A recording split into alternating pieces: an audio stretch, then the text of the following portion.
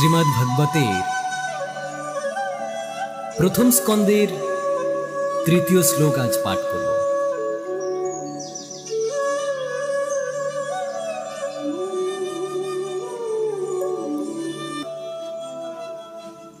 নিগম কল্পতরর্গলিতং ফলং শুকো মুখাদমৃতদ্রব সংযুতম পিবত ভগবতং রসমালয়ং মুহুরঃ রসিকা ভুবি ভাবুকঃ। হে বিচক্ষণ এবং চিন্তাশীল মানুষ, কল্পবৃক্ষরূপী বৈদিক শাস্ত্রের অত্যন্ত সুপক্ক ফল শ্রীমদ্ ভাগবত আস্বাদন করুন। তা শ্রীল সুখদেব গোস্বামীর শ্রীমুখ থেকে নিঃসৃত হয়েছিল, তাই এই ফলটি আরও অধিক উপাদেয় হয়েছে। যদিও এই অমৃতময় রস মুক্ত পুরুষেরা পর্যন্ত আস্বাদন করে থাকেন। পরবর্তী দুটি শ্লোকে স্পষ্টভাবে প্রতিপন্ন হয়েছে যে শ্রীমদ্ ভাগবত তার অপ্রাকৃত গুণাবলীর প্রভাবে সমস্ত বৈদিক শাস্ত্রের মধ্যে সর্বোত্তম। এই গ্রন্থে যে জ্ঞান বিতরণ করা হয়েছে তা সব রকমের জাগতিক কার্যকলাপ এবং পার্থিব জ্ঞানের অতীত। এই শ্লোকে বর্ণনা করা হয়েছে যে শ্রীমদ্ ভাগবত কেবল উন্নত জ্ঞান সমন্বিত শাস্ত্রই নয়, তা হচ্ছে সমস্ত বৈদিক শাস্ত্রের সুপক্ক ফল। পক্ষান্তরে বলা যায় এটি হচ্ছে সমস্ত বৈদিক জ্ঞানের সারাতিসার। এই সমস্ত তথ্য বিবেচনা করে ধৈর্য এবং বিনয় সহকারে তা শ্রবণ করা অত্যন্ত প্রয়োজন। ঐকান্তিক শ্রদ্ধা এবং একাগ্রতা সহকারে শ্রীমদ্ ভাগবতের বাণী শ্রবণ করা উচিত। বেদকে কল্পবৃক্ষের সঙ্গে তুলনা করা হয়েছে, কেননা তাতে মানুষের জ্ঞাতব্য সমস্ত জ্ঞান রয়েছে। বেদে পরমার্থ বিষয়ক জ্ঞান যেমন প্রচার করা হয়েছে, তেমনি জাগতিক প্রয়োজনগুলি সম্বন্ধে তাতে বিশদভাবে আলোচনা করা হয়েছে। বেদে সামাজিক, রাজনৈতিক, ধর্মীয়, অর্থনৈতিক, সামরিক, চিকিৎসা বিজ্ঞান, রসায়ন, পদার্থবিদ্যা, অধিবিদ্যা ইত্যাদি সব রকম জাগতিক বিষয় সম্বন্ধীয় বৈধ জ্ঞান প্রদত্ত হয়েছে এবং এইগুলি শরীর ও মন নির্বাহ করার জন্য প্রয়োজন হতে পারে। এই সমস্ত বিষয়ের ঊর্ধ্বে আধ্যাত্ম বিষয়ের নির্দেশ রয়েছে। বিধিবদ্ধ জ্ঞানের মাধ্যমে জীবকে ক্রমান্বয়ে পারমার্থিক স্তরে উন্নীত করা হয় এবং সর্বোচ্চ পারমার্থিক জ্ঞান হচ্ছে সমস্ত দিব্য আনন্দ বা রসের আধার, পরমেশ্বর ভগবানকে জানা। এই জড়জগতের প্রথম জীব ব্রহ্মা থেকে শুরু করে একটি নগণ্য পিপীলিকা পর্যন্ত সকলেই ইন্দ্রিয়ানুভূতি প্রসূত অন্য কোনো রকম সুখ আস্বাদন করতে চায়। এই সমস্ত ইন্দ্রিয় সুখগুলিকে বলা হয় রস। বিভিন্ন রকমের রস রয়েছে। বৈদিক শাস্ত্রে 12টি রসের উল্লেখ রয়েছে: রৌদ্র, অদ্ভুত, হাস্য, বীর, করুণ, বিভৎস, ভয়ানক, শান্ত, দাস্য, সখ্য, বাৎসল্য এবং মাধুর্য। এই সমস্ত রসের সমন্বয়কে বলা হয় প্রেম। প্রেমের মুখ্য লক্ষণগুলি হচ্ছে সম্ভ্রম, সেবা, সখ্য, বাৎসল্য এবং মাধুর্য। এই 5টি রস যখন অনুপস্থিত থাকে তখন প্রেম পরোক্ষভাবে হাস্য, অদ্ভুত, বীর, রৌদ্র, করুণ, ভয়ানক এবং বিভৎস রসের মাধ্যমে প্রকাশিত হয়। যেমন কোনো পুরুষ যখন কোনো স্ত্রীর প্রতি আসক্ত থাকে তখন সেই রসকে বলা হয় মাধুর্য রস। কিন্তু পরস্পরের প্রতি তাদের এই যে আসক্তি যখন ব্যাহত হয় তখন বিস্ময়, ক্রোধ, বিভৎস অথবা ভয়ানক ভাবের উদয় হতে পারে। অনেক সময় স্ত্রী পুরুষের প্রণয় ভয়ঙ্কর হত্যাকাণ্ডে পর্যবসিত হতে দেখা যায়।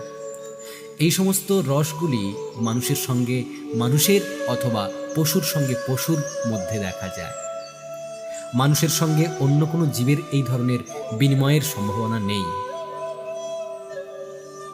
রসের বিনিময় স্বজাতির মধ্যেই হয়ে থাকে। গুণগতভাবে জীবাত্মা পরমেশ্বর ভগবানের স্বজাতীয়, তাই চিন্ময় স্তরে পরমেশ্বর ভগবানের সঙ্গে জীবের রস বিনিময় পূর্ণভাবে প্রকাশিত হয়। তাই শ্রুতিমন্ত্রে ভগবানকে রস বৈসা অর্থাৎ সমস্ত রসের উৎস বলে বর্ণনা করা হয়েছে। যখন পরমেশ্বর ভগবানের সঙ্গে কারো স্বরূপগত রসের বিনিময় হয়, তখনই কেবল যথার্থভাবে আনন্দ আস্বাদন হয়, তখনই কেবল যথার্থরূপে সুখী হওয়া যায়। শ্রুতিমন্ত্রে বলা হয়েছে যে প্রতিটি জীবই তার স্বরূপে কোনো বিশেষ রসে পরমেশ্বর ভগবানের সঙ্গে সম্পর্কযুক্ত। মুক্ত অবস্থাতেই কেবল জীবের স্বরূপগত রস পূর্ণভাবে অনুভূত হয়। জড়জগতে যে রস আস্বাদিত হয়ে থাকে তা প্রকৃত রসের বিকৃত প্রতিফলন এবং অনিত্য। জড়জগতের রসের যে প্রকাশ দেখা যায় তা হচ্ছে চিন্ময় রসগুলির জড়জাগতিক রূপ, তা প্রকৃত রস নয়। তাই যিনি এই সমস্ত রসগুলির সম্বন্ধে সম্পূর্ণভাবে অবগত হয়েছেন, যা হচ্ছে সমস্ত কার্যকলাপের মৌলিক অনুপ্রেরণা, তিনি বুঝতে পারেন কিভাবে প্রকৃত রসগুলি জড়জগতে বিকৃতভাবে প্রতিফলিত হচ্ছে। যারা যথার্থ তত্ত্বজ্ঞানী তারা তাদের চিন্ময় স্বরূপে যথার্থ রস আস্বাদন করার প্রয়াস করেন। প্রাথমিক স্তরে তারা পরমেশ্বর ভগবানের সঙ্গে এক হয়ে যাওয়ার বাসনা করেন। তাই অল্পবুদ্ধি সম্পন্ন আধ্যাত্মবাদীরা যেহেতু বিভিন্ন রস সম্বন্ধে অজ্ঞ, তাই তারা ব্রহ্মে লীন হয়ে যাওয়ার সাযুজ্য মুক্তির ঊর্ধ্বে অগ্রসর হতে পারেন না। এই শ্লোকে স্পষ্টভাবে ব্যক্ত হয়েছে যে শ্রীমদ্ ভাগবত যেহেতু বৈদিক জ্ঞানের সুপক্ক ফল, তাই তা মুক্ত অবস্থাতেই আস্বাদন করা যায়। শ্রদ্ধাযুক্ত চিত্তে এই অপ্রাকৃত শাস্ত্র শ্রবণ করার ফলে হৃদয় ভরে এই পূর্ণ আনন্দ আস্বাদন করা যায়। তবে যথার্থ বক্তার কাছ থেকে এই বাণী শ্রবণ করতে হবে। যার তার কাছ থেকে শ্রীমদ্ ভাগবত শ্রবণ করলে চলবে না। যথার্থ গুরু পরম্পরার ধারায় এই জ্ঞান আহরণ করতে হয়। চিন্ময় জগৎ থেকে এই জ্ঞান নিয়ে আসেন নারদ মুনি এবং তিনি তার শিষ্য ব্যাসদেবকে তা দান করেন। ব্যাসদেব তা তার পুত্র সুখদেব গোস্বামীকে দান করেন এবং সুখদেব গোস্বামী মহারাজ পরীক্ষিতের মৃত্যুর 7 দিন পূর্বে তাকে এই জ্ঞান দান করেছিলেন। সুখদেব গোস্বামী তার জন্মের পূর্বে থেকেই মুক্ত পুরুষ ছিলেন। তিনি যখন তার মাতৃগর্ভে ছিলেন তখনই তিনি মুক্ত ছিলেন এবং তার জন্মের পর তাকে কোনো রকম পারমার্থিক শিক্ষা লাভের সংস্কার করতে হয়নি।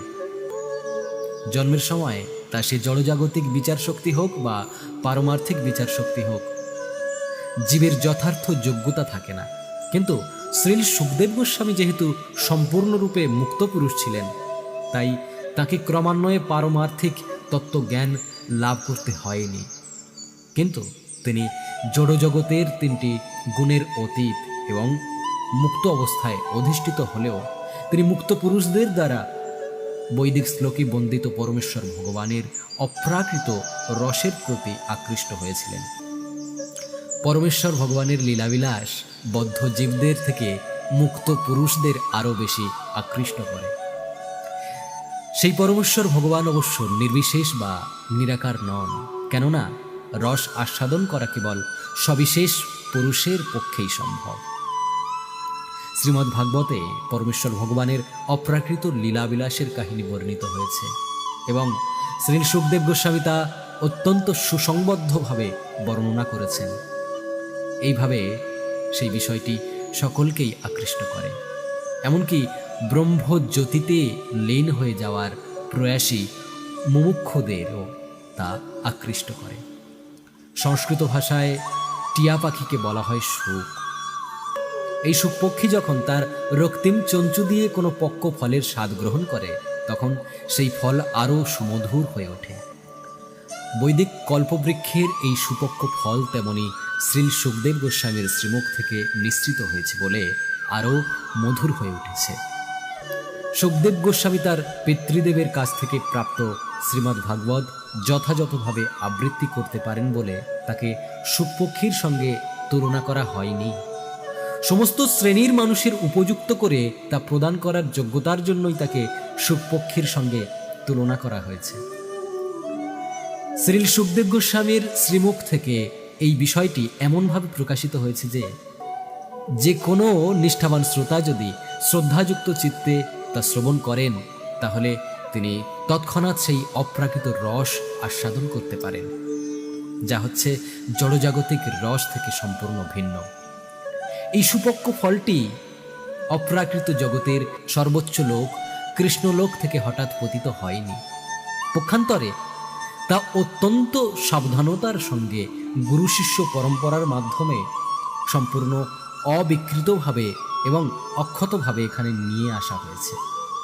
যে সমস্ত মূর্খ মানুষ পারমার্থিক পরম্পরার অন্তর্ভুক্ত নয়, তারা শ্রীল সুখদেব গোস্বামীর পদাঙ্ক অনুসরণ না করে পারমার্থিক জগতে সর্বোচ্চ রস রাসলীলার তত্ত্ব বোঝার চেষ্টা করে মহাবিপর্যয়ের সৃষ্টি করে। শ্রীল সুখদেব গোস্বামী অত্যন্ত সাবধানতার সঙ্গে স্তরে স্তরে এই পারমার্থিক তত্ত্ব উন্মোচন করেছেন। তাই যথার্থ বুদ্ধিমান মানুষের কর্তব্য হচ্ছে সুখদেব গোস্বামী যে সতর্কতার সঙ্গে এই বিষয়টি প্রকাশ করেছেন সে কথা বিবেচনা করে শ্রীমদ্ ভাগবতের মহিমা হৃদয়ঙ্গম করার চেষ্টা করা। ভাগবত সম্প্রদায়ে নির্দেশ দেওয়া হয়েছে যে ভবিষ্যতেও শ্রীমদ্ ভাগবতের তত্ত্ব সম্বন্ধে শিক্ষালাভ করতে হবে শ্রীল সুখদেব গোস্বামীর উপযুক্ত প্রতিনিধির কাছ থেকে। যে সমস্ত মানুষ অর্থ উপার্জন করার জন্য শ্রীমদ্ ভাগবত পাঠ করে তারা কখনোই শ্রীল সুখদেব গোস্বামীর প্রতিনিধি নয়। এই ধরনের মানুষের কাজ হচ্ছে জীবিকা নির্বাহ করার জন্য শ্রীমদ্ ভাগবত পাঠ করা। তাই এই ধরনের পেশাদারী ভাগবত পাঠকদের ভাগবত পাঠ কখনোই শোনা উচিত নয়। এই ধরনের মানুষেরা সাধারণত শ্রীমদ্ ভাগবতের বিষয়বস্তুর গুরুত্ব স্তরে স্তরে হৃদয়ঙ্গম না করে সরাসরি শ্রীমদ্ ভাগবতের সবচাইতে গোপনীয় বিষয়টি নিয়ে আলোচনা করতে শুরু করে। তারা সাধারণত সরাসরিভাবে ভগবানের রাসলীলা নিয়ে আলোচনা করে, যার পারমার্থিক তত্ত্ব মূর্খ লোকেরা বুঝতে পারে না। কিছু কিছু মানুষ ভগবানের এই লীলাবিলাসকে অশ্লীল বলে মনে করে, আর কিছু লোক তাদের মূর্খ ভাষ্যের দ্বারা তা ঢাকবার চেষ্টা করে। শ্রীল সুখদেব গোস্বামীর পদাঙ্ক অনুসরণ করার কোনো রকম বাসনাই তাদের নেই। তাই রস সম্বন্ধে যারা জানতে ঐকান্তিকভাবে আগ্রহী তাদের শ্রীল সুখদেব গোস্বামীর ধারায় গুরু পরম্পরার মাধ্যমে শ্রীমদ্ ভাগবতের বাণী গ্রহণ করতে হবে।